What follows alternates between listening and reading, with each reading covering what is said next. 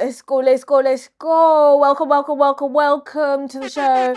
This is the Outtake Show, the show that gives you the outlandish take on the film and TV world. I am your girl, Maz, your favourite silent assassin, although it's not so silent anymore, is it? It's far from It's silent a bazooka, anymore. brother. You just got bazookaed. And then on the side is the co-host, the host with the most, Junes.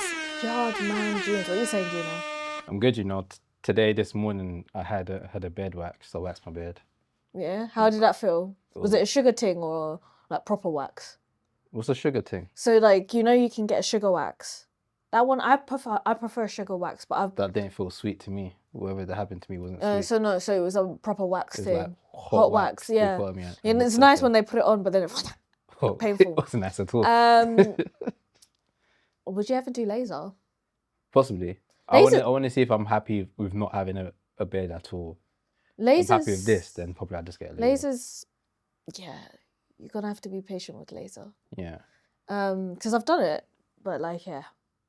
It hurts more. It hurts. Fair. It hurts. Beauty's pain is what I'm discovering. I'm trying to go through my skin journey. Got a bunch of ingrown hairs that I'm trying to sort out, so I decided to get a beard wax and start. Got any skincare drips? Drop them down. Much probably. No, a lot of people message me when I put it on Instagram.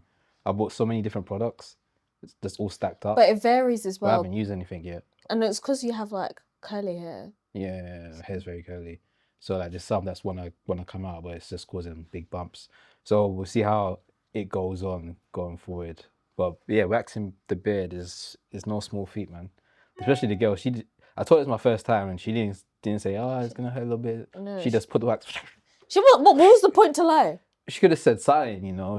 She was just there to do her job. She just wanted to. What did you use? Treatwell. And I use what? Yeah. It was like the only one I saw that did beard waxing. Then they were telling me that there's 2 other people coming after me to actually remove their beard. Like for me, I just wanted it shaped, but they actually. Have you seen that picture where it's like the guy has done it and it's like it looks like he's literally just got a second face. They've peeled off his face and it looks like it's his face on the wax. Oh, fair. Yeah, have you seen that? I've seen similar stuff like that. Speaking of first looks, here we've had the Batman Part 2 first looks already, and it's looking like that epic car chase moment in the first film between the Penguin and the Batman. That kind of vibe, because the Batmobile is Batmobiling. And I like the fact the first look isn't doing too much. Yeah, I like how it's like just setting the scenes. As we made aware, probably like because this film's been pushed back for quite a while, that this film's gonna be set during winter. So it's a quick picture just showing the Batmobile going through a storm. So we can expect it to be a pretty cold, wet ride. Yeah. Are you excited for it? Come on now, who you asking? Speaking of which, yeah, I shout out to Dylan, from the Popcorn podcast. I saw your post, Let's be honest now. The Batman's better than the Dark Knight. Oh, please. I saw the video. I'm not having that discussion. I heard what you were saying, and you know what? You was right, but you're also very wrong. The Batman is the best Batman film. Nolan's film is a great film, but it's not a good Batman film. So how you want to experience these films really puts you on what side you're on. Also, Dark Knight it's or the more Batman. comic book accurate than any other Batman film. Yeah. And also Batman in Nolan film can't fight. He just uses his elbow. Like probably the worst fighting Batman I've seen in my life. Great Bruce Wayne though. Great Bruce Wayne. Oh, fantastic.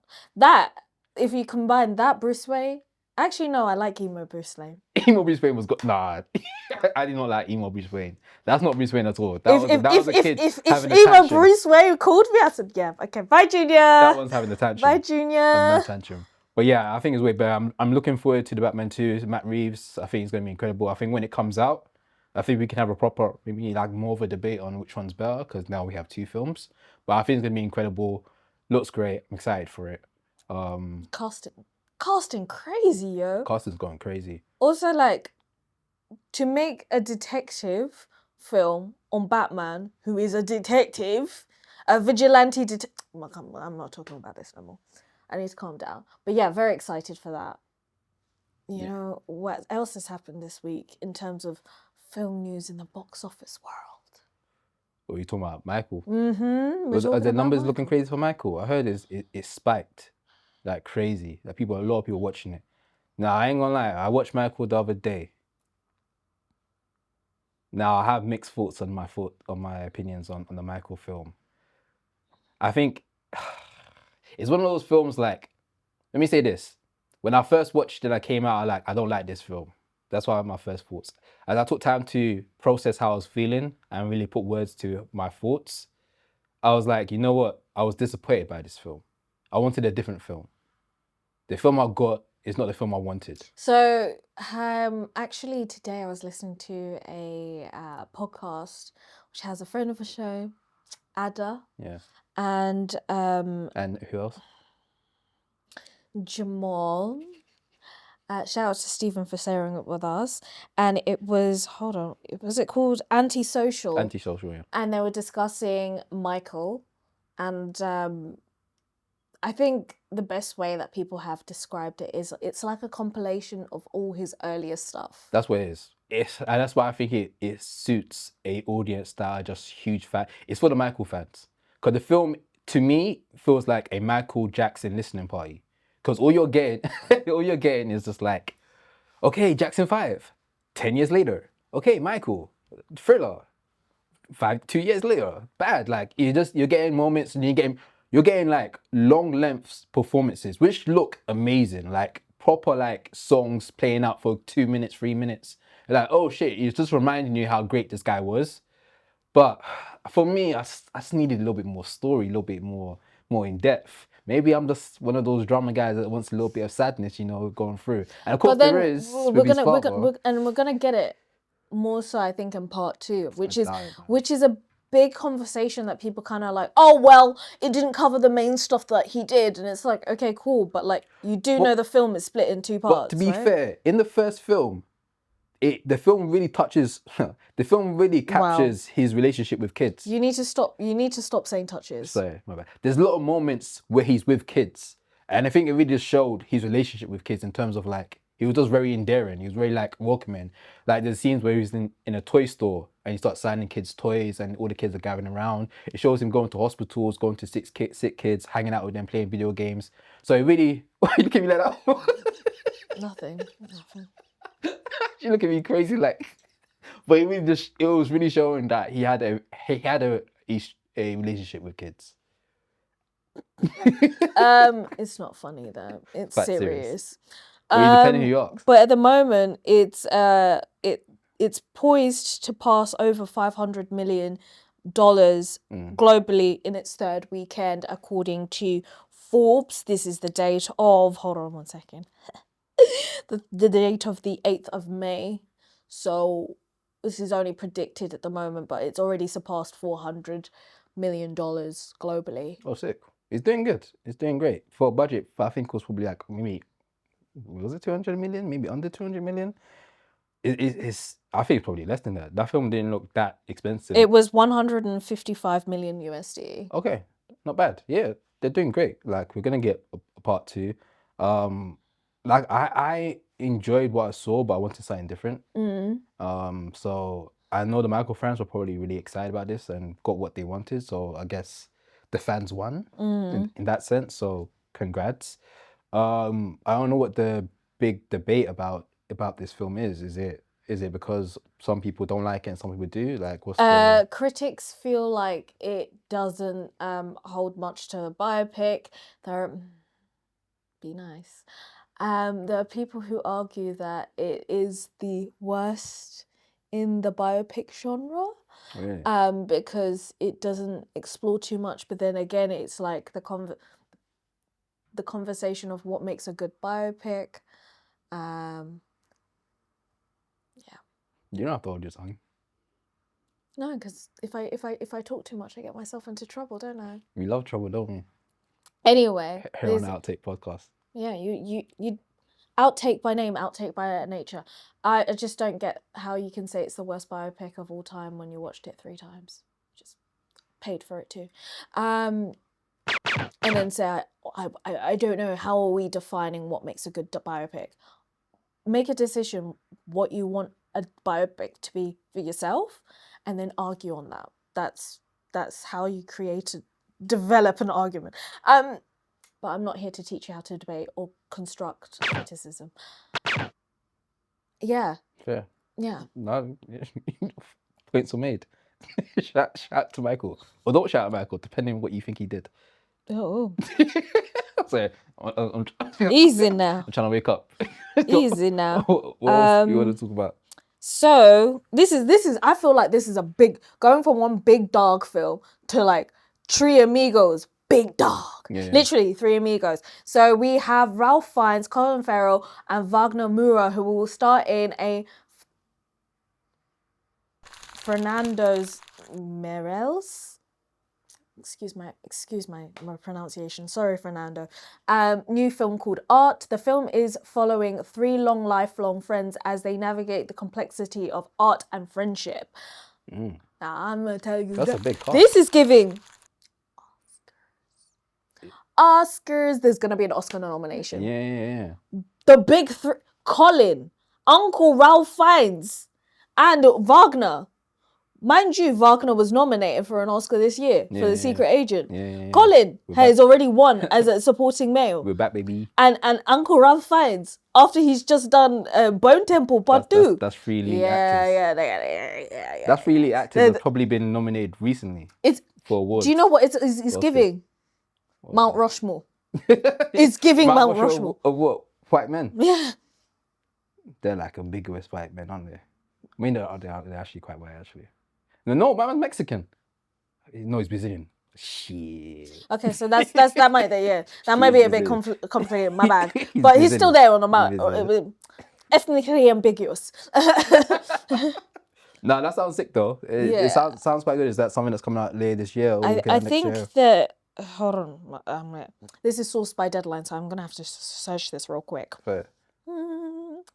Have a moment for a little break here. It feels like a very like dramatic, like very dialogue driven type of film. Yeah. Especially with these names, like these are the talkers. These are the yappies that you want to hear from back and forth. And if this is the friend group, it's quite interesting. So it says here that this is an English adaptation of a popular film under the same name by French writer Yasmine Reyes, who attracted a great team. The play originally started in 1994 in the West End, then went on Broadway and then Sydney as well. Oh, sick. I mean, I guess that makes sense why Ryan Fries is attached to it. Yeah. With his like theatrical background in it as well. So, I think. I mean, it's cool if you ain't got it. They haven't said anything on a date, but this is as much as we get, really. Fair enough. We'll keep everyone updated on how things go going forward, but it's definitely something that I definitely looking forward to watch. No, I want to say this right now. Go ahead. Guys, it's the most important day today. It's the 8th of May. It is a British holiday. I know there's a lot going on, politically, but right now it doesn't matter. It is the most important person in our country's day. Uncle Dave. David Attenborough, one of the best producers in the game. Can you imagine he started off his career as a producer? Oh, really? What was he producing? The show that he ended up being on, because they didn't have a presenter. Oh. So he ended up having to... Oh, do it. He had to step in, and then he kind of changed everyone's life. So happy 100th birthday to Uncle Dave. 100, you know. Yeah. You think this is it? No! Junior, how dare you say such a thing? I'm just asking it. Just check it in, innit? I mean, you to be honest, you wouldn't want to hit 101. You wouldn't hit a round number. Not in this life. Not when things are like they are now. Yeah. I'd be like, I'm tired person. But we love you, Uncle Dave. Happy birthday, Uncle Dave. National treasure. Best voice in the world. Yeah. I hope when he dies that he just dies and we don't have to like AI his voice. No, he's already pre-recorded a lot of stuff. Oh, but I feel like they'll try to buy his voice. You know how we buying people. No, I think he's already done the paperwork for that. It's been discussed beforehand. Oh. So I think he has done certain stuff to make sure that his voice is protected, so it can only be used for certain things. Because mind you, like, have you ever been to Grind? the brunch place, so the cafe area. yeah. So like when you go to grind, if you sit in the toilets, you hear David Attenborough's voice. Really? Yeah, Saying because they're what? playing his documentaries and stuff. Oh, in the bathroom. Yeah, it's actually the most soothing thing. And like, imagine, like, because I've only ever gone to grind recently, okay, for bottomless brunch, and so like I'll be I thought there. like a calf. It's a cafe. They do brunch. And they do brunch. Yeah, they do one of the most affordable bottomless brunches in London. Oh really? Okay. I feel like an ad. Food rude. You sound like a food reviewer. I feel like an ad, but no, they do. Well, the last time I went, they were like the most affordable bottomless brunch place, and like, can you imagine your head spinning and you're like, oh, I don't think I can do this anymore. And you hear Uncle Dave, I'm calm, I'm soothed. When you're waved. Yeah. Ain't talking about the penguins. Yeah. Fair. Yeah. It works, isn't it? Yeah. Can't be mad at the method. But yeah, happy birthday to But you know Dave, what innit? method people can be mad at, apparently? What's that? Druski. Shout to Druski. That English accent, can we please talk about that though? Well, let's talk about this. What's happened? It was shaky. Hey. The guys must know who Druski is, but he's known for doing notorious skits, mostly skits about different social groups. Last one was Erica Kirk. Yeah. Yeah. Then the one before that was, I think, it was the Mega Church. So he's done some ones that have stirred the pot. Yeah, and he's even done was it the Deep South white Americans? Oh yeah, and did Whiteface. He did Whiteface a few times. Is it whiteface if he's part white? Druski's half white. No. Part white. Okay, well, he dropped a video last night actually, which is funny because the video is basically talking about British actors that are now playing American roles. I remember someone tweeted saying, "Oh, the Brits gonna be so mad, but they're not gonna find out about this into the morning because obviously the time difference." And a skit, skip to me, yeah, it made me chuckle a little bit. But someone commented saying something that I kind of related to, like the production value is so good in these skits now that it's kind of taking the soul away from it because it's so well done. Like he's going to red carpets, he's doing that Oscar thing. He did that. He basically did a fake slave film as an opening for the skit. I'm like, these skits cost a lot of money, well produced, but maybe it's so heavily produced now. Make it a little bit more lowbrow again. Yeah, make it a little bit dirty because I think the dirty makes it quite funny. Now people have speculated that the skit is kind of referring to two main actors, and that's Damson Idris and Daniel Kaluuya. So what do you think about it? I mean, let's talk about this. This is a conversation that we've had throughout time, from Spike Lee, from Samuel Jackson, and all of this, and it goes down to, yes, they may be British, and they can't do the role, but who is more trained to act these days at a cheaper rate? Sadly, it's the Brits, and we've all been theatrically trained since primary school. Yeah. And the main thing is that the Brits are very capable of doing American. That's why everyone gets surprised so much. Yeah, we're very good at doing American accents, but golly, wow, Druski, what was that? The accent. What was that?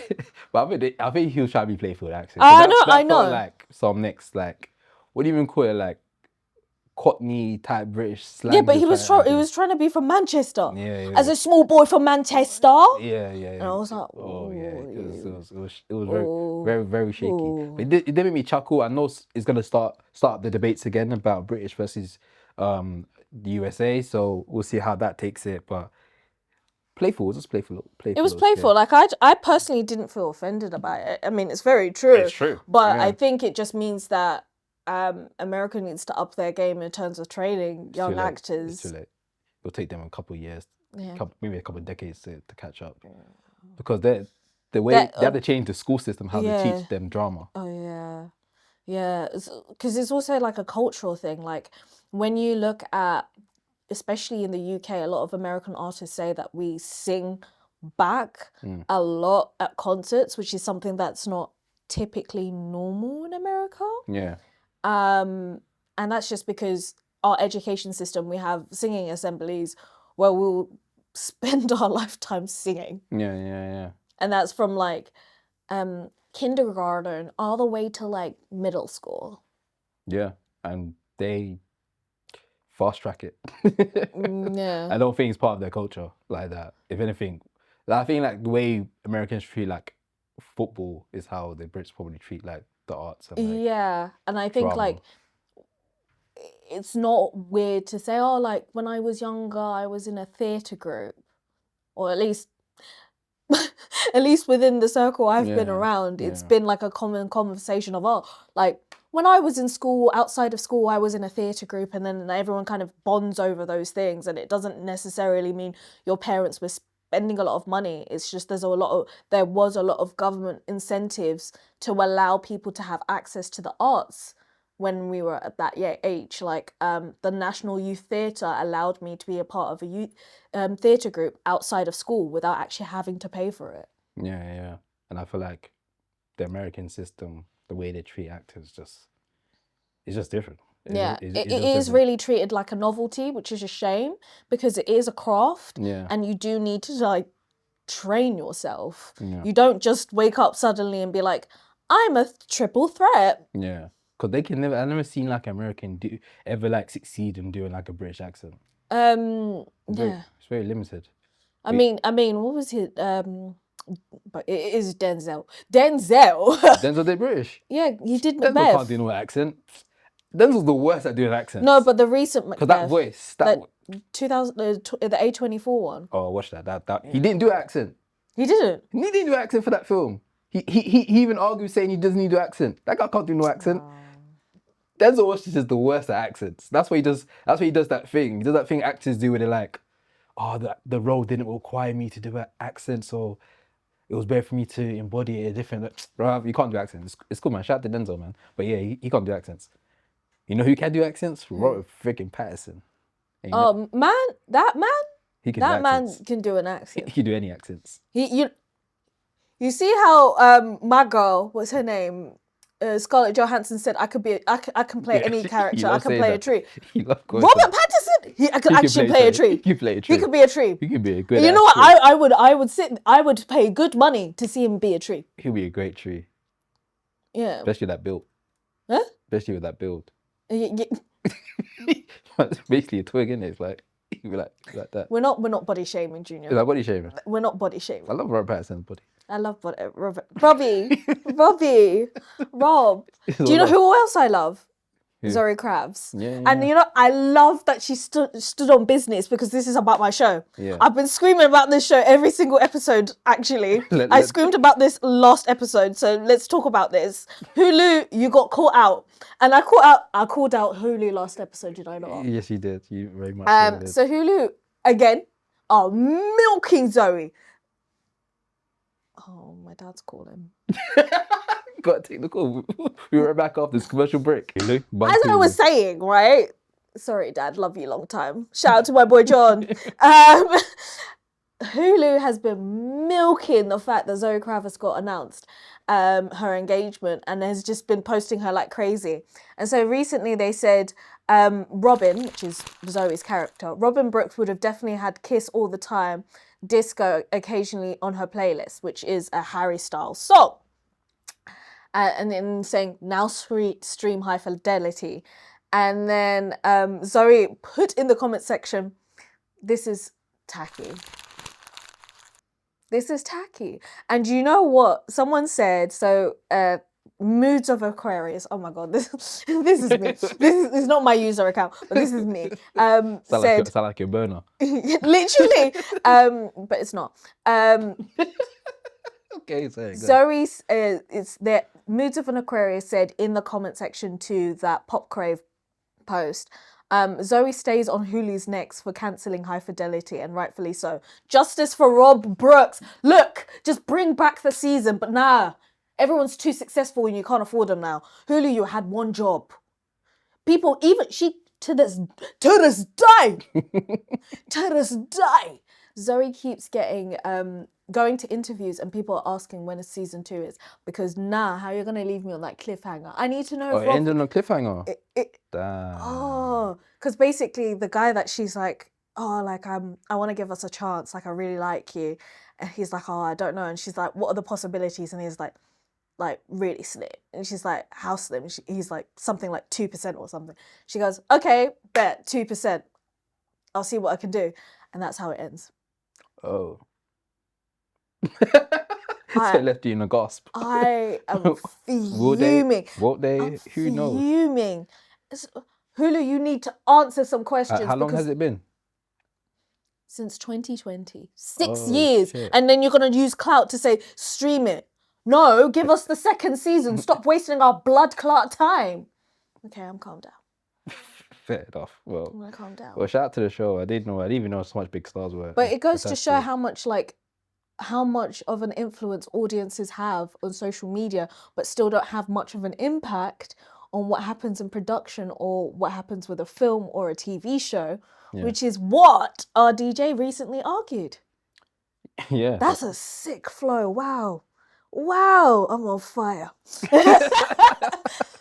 Yeah, RGJ's been popping up in the news lately because of doing a bunch of different interviews. And one of the interviews, he recently spoke about influencers, and he basically declared that the whole right now we're having a lot of people saying that influencers are going to be the new stars, the new Hollywood stars. I think there's been a couple of magazines that did articles on the new what do they call them, the new late night of social media. You know, the guys that done the guy that does Subway takes, you know, chicken And Zoe? updates. Yes, of course, one of the best. So putting them in a front line, saying that these are the new stars of Hollywood. And then we had other influencers such as what's that guy name again that we don't like, that did Variety. Can't remember his name now. His name's left me. He's very short.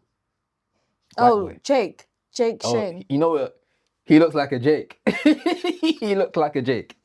He does look like a Jake. Shout out Jake. No, I'm not shouting you out. But yeah, talking about those being the new stars. I'm gonna. Can you hear that too? What's that? The noise outside? No, it sounds like music. I can't hear nothing on here. No. Nothing that I can. Okay, I feel crazy, but I know it's not my phone. Okay, maybe we're just excited for Neon Archive and just. No. I can actually hear music. Oh. Okay, if you can't hear it through the mic, that's okay. Yeah. Jake Shane, he looks like a Jake. Yeah, he looks like a Jake. He looks like a Jake. So RDJ basically spoke about how it's complete horseshit that these influencers are going to be stars of tomorrow. I don't have the full article to get into much details, but obviously this has caused some of an uproar of people either siding with him or going against him and saying he's been kind of being an old geezer, not really like understanding what's going on. My thoughts is that I think there's a right and I think there's both parts are right. Two things can be true in this situation. I do think there is a rise on influencers. I do think some of them are going to be like huge stars. I think a lot of them had the skill set to be stars, and social media was a great way for them to plateau that and kind of lift them off. We've been seeing it with a lot of different creators now. Like in a lot of ways, Issa was somewhat of a social star. Like we're seeing a couple films that's coming out later this year from YouTubers that are now becoming social stars. So like that are now making feature films that are blowing up, like Obsession and like Backrooms. Talk to me. Yeah, like we have a bunch of long lists now. Some of them are more of a certain complexion, and then we're nice to see another complexion on the rise. But we are seeing this happening. I do think there is a side of influencers that are like, we're putting too much gas onto them when clearly they're not going to be stars and they're only here for a certain time. So I think both sides are right. Yeah. I think that, I agree to an extent, but I also think that, like, let's get people who are willing to grow, improve their craft, admit when they're wrong, learn from their mistakes. You know, Rob, what? Okay. I'm not throwing shade at anyone. Okay, cool.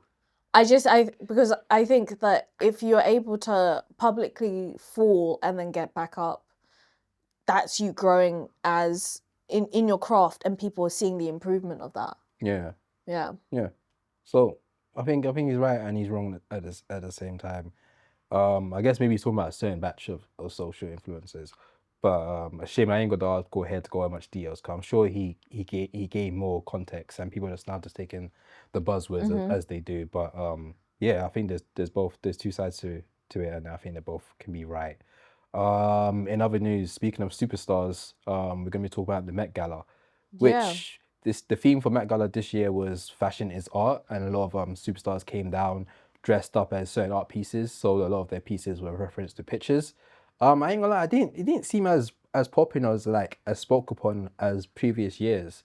Seeing that there was a lot of like big stars, like Beyonce was pulled up, which I don't think I've known her to be going to Met Galas like quite often, but there was a long list of stars there. Yeah, there was a long list of stars, but there was also a long list of stars who decided to boycott it, including Meryl Streep, who wouldn't be attending it this year, which is ironic because to watch the Met and then watch Devil Wears Prada afterwards is like the best back-to-back situation, but to see such a huge boycott of it was weird.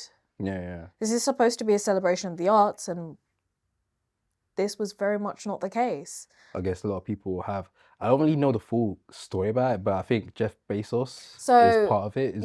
So the main thing is that Jeff Bezos has, it's I believe Condé Nast. So Condé Nast owns like, it's a large conglomerate, who owns like Vogue, Marie Claire, all of those guys. And hold on, let me fact check myself. I'm so sorry. I think I'm doubting myself for a second. Yes, so I'm right. Condé Nast is a huge media conglomerate or publisher that owns Vogue, The New Yorker, GQ, Vanity Fair, Architectural Digest, Wired, and it goes on and on. So these are big magazine and publishers that you and I know of or have watched their content and consumed on YouTube. This has been, as a conglomerate, bought by Jeff Bezos as a gift to his wife, which has ultimately changed the direction in which media is going to be telling the story. A lot of people believe this is going to change the way in which fashion and fashion publishing is going to curate a narrative for the arts, pushing to put certain trends that are on certain websites in a particular way. Yeah, it's gonna get overly. So a lot of people have been very angry about that. In fact, the same day that the Met Gala was happening on the 6th of May,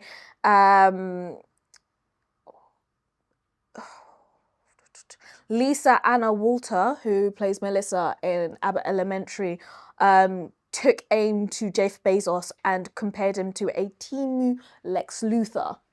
He is built and looks like Lex Luthor in a lot of ways. Cause he obviously seems like he's been getting jacked up, and he's bald. He's bald and he's white. Yeah, you can't forget that. the main attraction. And it's the irony that there's one big guy, one very, very big and very bold billionaire who wants to make the Met Gala all about him. And it's the idea that someone who doesn't really care for...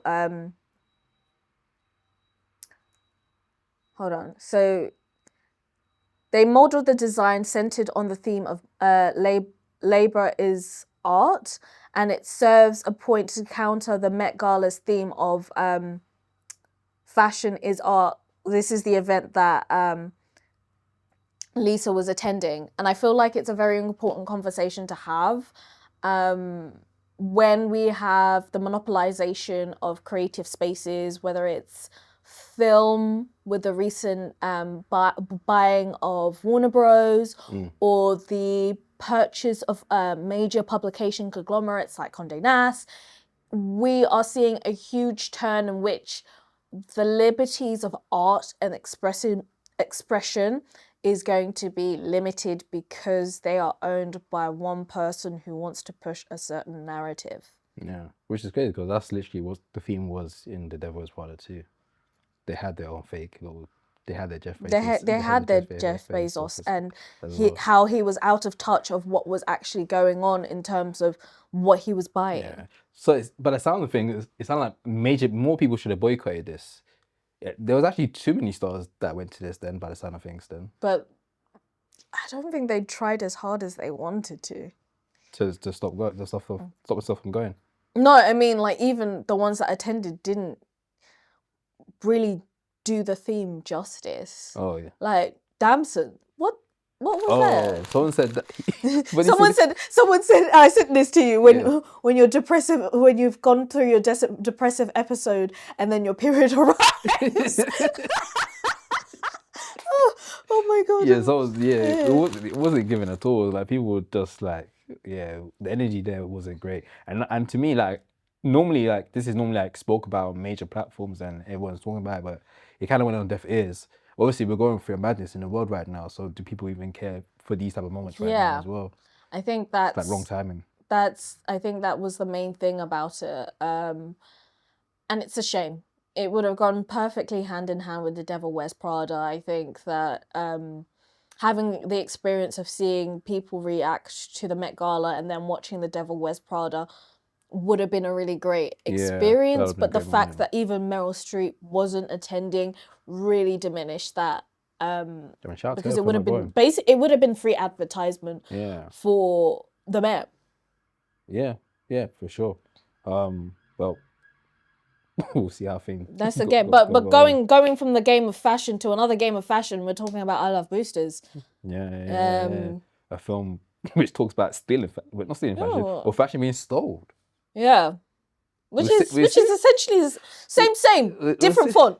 We see how the film goes about. Obviously, I Love Boosters is a Boots Riley film that's coming out. I think it's out shortly in America. May 22nd in the US and then October for the UK. Which I is dead. have had my speculations that I Love Boosters is going to be a part of the lineup for London Film Festival.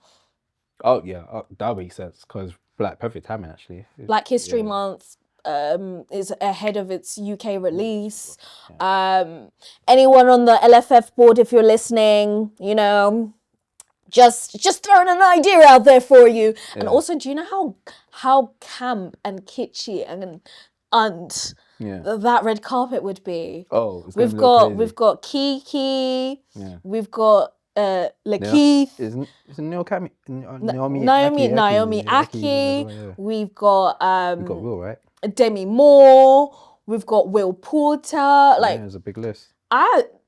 Boots said, "Come on, girls, we need to line up." And this is so bright and so fun. And if you have loved Sorry to Bother You, I'm in there. And I'm really, really annoyed, Neon, that the UK haven't had a release date yet. I would like some answers, please. Thank you. So then I can actually go and watch it to the cinema, because I don't mind paying for a ticket to watch that. Some people don't. Some people don't. Melissa from the Stream Theory franchise. Obviously, it was reported that she was removed from the franchise for showing political support to Palestinians.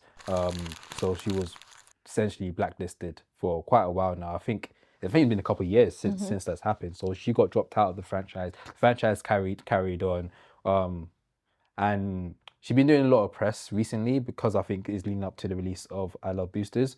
But she spoke about how she was essentially blacklisted and she was receiving like no emails, no one was contacting her, which is crazy because I feel like she was getting some of social support from fans.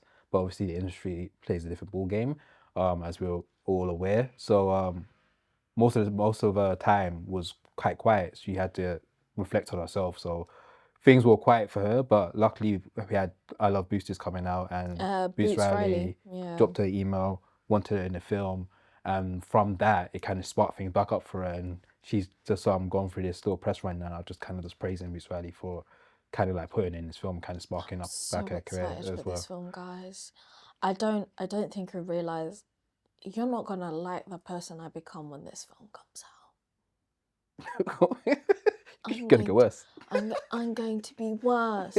I'm actually going to be your nightmare, which makes sense because it will be just a little bit after Halloween. Do you know what I mean? Yeah. Do you know what I mean? Yeah, it will be. I'm looking forward to it. I think it's going to be one of those sleeper films that people ain't fully all aware about, but once it comes out, people are going to I think it's gonna be one of those cult. Yeah. It's a cult classic. Yeah, it's just annoying because of the time difference between America and the UK. Because what was it? There was another film. It was a horror film that came out in America, It's still yet to come in the UK. The Blackening. Oh, the Blackening, yeah, the Blackening's one. 'Cause I think it's films that are like out in the US, and then by the time it hits the UK, it's already on streaming sites in America. So it's like, and then it's also a thing of like, you doubt there'll be audiences in the UK that will watch it. yeah. Give us a community evening where we can do a screening, and we will show you that the audiences exist. Yeah, 100%, 100%. So yeah, we'll see when it comes out. I'm looking forward to it. It's definitely gonna be a shocker for most people. What shocked me recently is the news to find out about Saturday Night Live. It has been renewed for a season 2. I ain't gonna lie, a lot of people actually really enjoy that show. They've been. If you like it, I love that for you. I think the last episode with what's her name from Sex Education and the White Lotus. Yeah. People saying Amy Lou. yes. People are saying her episode was really good. There was a sketch with Mario. They did a Super Mario type of sketch where they go to her apartment and she's like Princess Peach and everything else. People say it's one of the best skits they've done so far. So people are turning around. They're loving it. I think they're getting into their pacing a bit more. I know that they also released a list of other guests and hosts they're gonna have, including Chuti. Yeah, I think he's doing the finale for this season. Which I'm sad for. That man, I saw him in Being Honest. That man is funny. He's funny. He seems like naturally funny as well. Like he can just he been funny. He's gonna be a great way to end things. Yeah, I think I need some Doctor Who jokes still, because we need to talk about that. Yeah, we do. We've got Chuti, Hannah Whittingham, which would work for Who that? Shame. Yeah. It's because Ted Lasso's coming back this summer. That was her. Yeah. You know what they've been saying about her? That's a bad D. That's a bad D. You know what I mean? They said they had to make her dress up like that because she was giving body. They've had that. Yeah. When people discovered her body, they've been going crazy. Look. People. That woman is a woman to a point. Even RuPaul was like, "You're a lot of woman, you know." Facts. Big facts. He looked at her. It was interviewing her and said, "You're a lot." Because how tall is she? She like 6 foot or something. She's tall as hell. But she's a woman. You know what I mean? No, I don't want to hear anything from you, red pill bearers, because you could never. She'd be good because she's hilarious. She's funny. She's hilarious. Who else is there? Miles Smith. I mean, I know who that. Miles Smith. Let me see who that is. Oh, he's an artist. So that's the band. The band is gonna play along with it. I know this guy had that song that everyone likes. And he was the supporting act with Ed Sheeran. Shout to that. It was a Scarglazer. There's a song he has that is banging and everyone loves, and it plays in all the HMNs where I got ad playing. And Holly Humberston. I don't know who that is. I'm sorry, my love. This list ain't sounding great. Yeah. Give us some Olivia Dean. Who they can afford. Give us Olivia Dean. They said we're doing good, but we have to do some budget cuts. Give us Ray. We need budget cuts. Give us Tembala. I think the ratings has like not flatlined, but it's now settled. Yeah. The social media has gone crazy. They have millions of subscribers, a couple 100,000 of views on YouTube. So I guess they were like, yo, we're actually doing all right. I guess we spoke too soon, my bad. Yeah, we just need to do some budget cuts. I mean, we didn't speak soon, but we still don't find it funny like that. but it's doing well for people. People are enjoying it. As long as the people enjoy it and have something to watch on the side. If you like it, I love it. I'm happy for it. And also, most importantly, I think this is a great platform now for comedians to skyrocket. I'm seeing some of the cast members doing interviews. They're doing tours now. So it's like it seems like comedians now have like a platform to now grow their career. Yeah, branch out. Especially in the UK, because that wasn't a thing. So we'll probably see these guys pop up in maybe in a TV show, maybe in a movie. They might start doing some other stuff as well. So I think it's great, by all means. So like it's a great win for Sky because they spent a lot of money on this. So to see that it's doing well, so great. And also the actors as well. Like we get to It's see also these quite actors. nice. It's quite nice smart to actors. like to see something through. Like, but we are kind of going through this period where we get one season and done in the UK. So it's nice to see that there Just is a carry on. continuation. Yeah. I'm looking forward to it. I just hope they make sure they stick to like getting some indie artists, finding some UK talent that. But I Hey, feel they're doing yo, it so you far, know who to be you fair. need? No, that They've punk got- band they- that I really like, Oh. Zhao Zhao, but fair. I don't think they'll want them because they're a bit too controversial. Oh, fair. I mean, the whole show is kind of controversial. Yeah. You know, Look, the one grab- SNL, UK, Zhao Zhao. the SNL, yeah, they're kind of creepy because the episodes I've watched, almost every episode I've watched, there's always been either a paedophile joke or an incest joke. Yeah, but the paedophile joke is just British nature, innit? Why British love paedophiles? No, paedophile jokes. They're like taking the mick out of paedophiles, innit? That doesn't sound great though. Oh, we're taking the mick out of paedophiles. But like, okay, I don't know what I'm saying, but it just feels like you're putting it too much in the forefront. It's like, ha ha ha, pedophiles. That's what it's giving. Not giving no bad pedophiles. it's giving hey hey hey. You get it? Hey hey hey. Drake now. Will Cosby. No, it's not funny, is it? It's quite serious. That's everything we have on the board. We've done it. Oh shit! This is probably our longest news episode. But there was a lot. There was a lot to talk about, and then there was more. But actually, you know what? We'll do it in the next episode. Yeah. Thank you guys for watching. Thank you guys for listening. Until next time. Bye.